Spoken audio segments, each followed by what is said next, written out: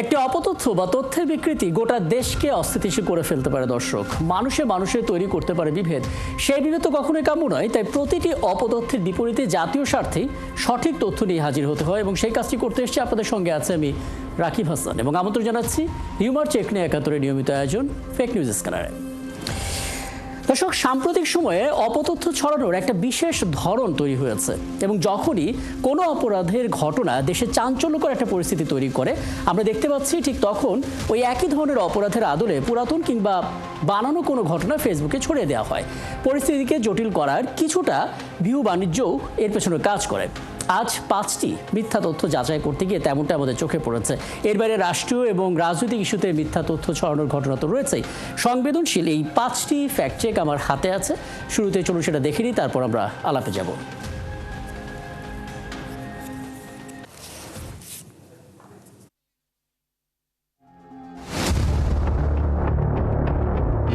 মাগুরায় ৮ বছরের শিশু আসিয়াকে ধর্ষণের ঘটনায় বিক্ষোভ প্রতিবাদ চলছে দেশ জুড়ে। এরই মাঝে প্রায় ৪টি ছবি ভাইরাল হলো, যেগুলোতে দেখা যাচ্ছে হাসপাতালে একটি অচেতন শিশু পড়ে আছে। ছবির সেই শিশুটিকে আসিয়া দাবি করে ছড়িয়ে দেওয়া হয়েছে। তবে রিউমার স্ক্যানার টিমের অনুসন্ধানে জানা যায়, ভাইরাল হওয়া এই ছবিগুলোর সঙ্গে মাগুরায় ৮ বছর বয়সী শিশুর ধর্ষণের কোনো সম্পর্ক নেই, বরং এগুলো একজন আলোকচিত্রীর ধারণামূলক ফটোশুটের অংশ। গত ২৩ ফেব্রুয়ারি অনিন্দ দে নামের একজন আলোকচিত্রীর ফেসবুক অ্যাকাউন্টের একটি পোস্টে ছবিগুলো খুঁজে পাওয়া যায়। একটি ভিডিও ফেসবুকে ঘুরছে, যেখানে দাবি করা হচ্ছে নীলফামারীর ঝালাপাড়া গ্রামে ১৪ বছরের এক হিন্দু মেয়েকে অপহরণ করে সংঘবদ্ধ ধর্ষণ করা হয়েছে। ইসলামপন্থী রাজনৈতিক দলের ২ ব্যক্তি কাজটি করেছেন। তবে সত্যিটা সামনে আসে ফ্যাক্ট চেকিং করে। জানা যায়, ধর্ষণের শিকার কিশোরী হিন্দু ধর্মাবলম্বী নন। এছাড়াও ধর্ষণকারীদের সাথে ইসলামপন্থী কোনো রাজনৈতিক দলেরও সংশ্লিষ্টতা নেই। ওদিকে শনিবার গাজীপুরে ধর্ষণের বিচার না পাওয়ায় মেয়েকে নিয়ে বাবা ট্রেনের নিচে ঝাঁপ দিয়ে আত্মহত্যা করেছেন এমন দাবিতে একটি ছবি প্রায় সবকটি সামাজিক যোগাযোগ মাধ্যমে ছড়িয়ে পড়েছে। শেয়ার আর কমেন্টের ঝড় বয়ে যাচ্ছে। কিন্তু তথ্যের বিশাল গরমিল সামনে আনলো রিউমার স্ক্যানার টিম। জানা গেল, ঘটনাটি প্রায় ৭ বছর আগের, ২০১৭ সালের, যেটা এখনকার বলে চালিয়ে দেওয়া হচ্ছে। অন্তত গত ৫ মার্চ থেকে এই একটি পোস্ট বারবার শেয়ার হচ্ছে। আজ ঢাকার অবস্থা খারাপ, ১৪৪ ধারা জারি। কমেন্ট সেকশনে অনেক মানুষের মধ্যে আতঙ্কও দেখা গেল, কিন্তু পোস্টটি যে মিথ্যা সেটা জানা গেল ফ্যাক্ট চেকিং করে। ঢাকায় সম্প্রতি ১৪৪ ধারা জারির কোনো ঘটনা ঘটেনি, বরং ভিন্ন ঘটনার পুরনো সংবাদকে এখনকার বলে চালিয়ে দেওয়া হচ্ছে। এখানেই শেষ না, ফেসবুক কোম্পানিকে হাহারি এক তুলে নিতে বললেন শান্ত, এমন শিরোনামে মূলধারার গণমাধ্যমের ডিজাইন সংবলিত একটি ফটোকার্ড সামাজিক যোগাযোগ মাধ্যম ফেসবুকে প্রচার করা হচ্ছে।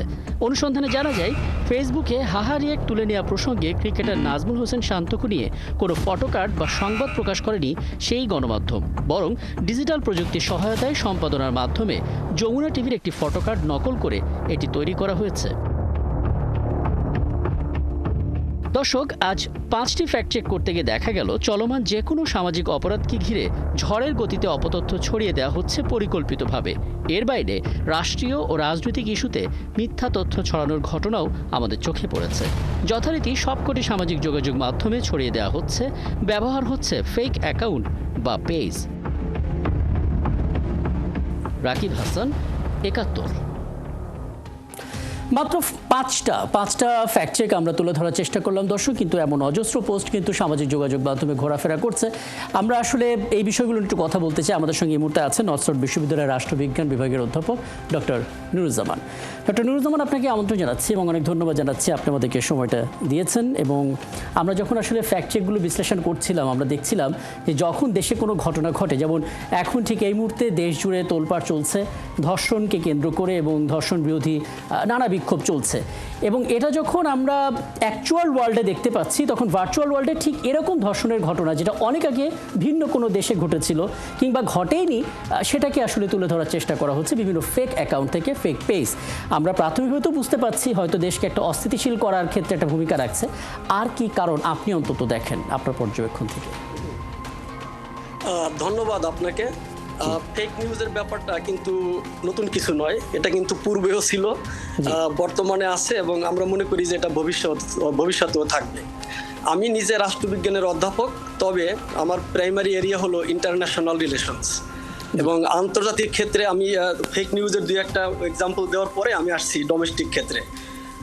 ইন্টারন্যাশনালি আমরা জানি যে দ্বিতীয় মহাযুদ্ধের সময় হিটলার এবং তার তথ্য মন্ত্রী গোয়েবলস তারা কিন্তু ফেক নিউজ প্রোপাগান্ডা করে জনমত মানে সঠিকভাবে তাদের মতে এবং মারাত্মকভাবে আমাদের মতে জনমত পরিচালিত করেছিলেন এবং যুদ্ধের ক্ষেত্র প্রস্তুত করেছিলেন।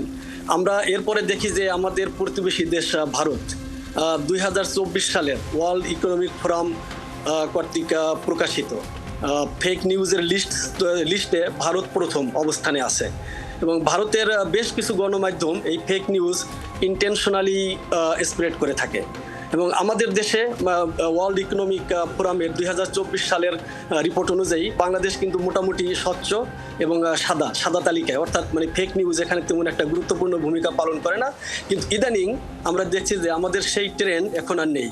বর্তমানে ফেক নিউজ এত বেশি পরিমাণ ছড়াচ্ছে যে আমরা শিক্ষিত লোকজনে অনেকটা হতাশ হয়ে পড়ছি। এখন ফেক নিউজ কে বা কারা কি উদ্দেশ্যে প্রচারিত করেন সেটা কিন্তু কম বেশি আমরা সবাই জানি। আর ফেক নিউজের ক্ষেত্র তখনই তৈরি হয় যখন দেশে কোনো বড় ধরনের রাজনৈতিক পরিবর্তন আসে, জনমতকে পরিচালিত করার জন্য বিভিন্ন গ্রুপ এই ফেক নিউজ প্রচার করে থাকেন। আর একটা হতে পারে যে ন্যাচারাল ডিজাস্টার্স, সরকারের প্রতি মানুষের বিরূপ মনোভাব সৃষ্টি করার জন্য তারাও এ ধরনের ভূমিকা পালন করে থাকেন। এবং সবচেয়ে বড় কথা হলো যারা ফেক নিউজের শিকার, আমি তাদের প্রতি শ্রদ্ধা রেখে বলছি, তারা যে রাজনৈতিকভাবে খুব সচেতন তা কিন্তু নয়।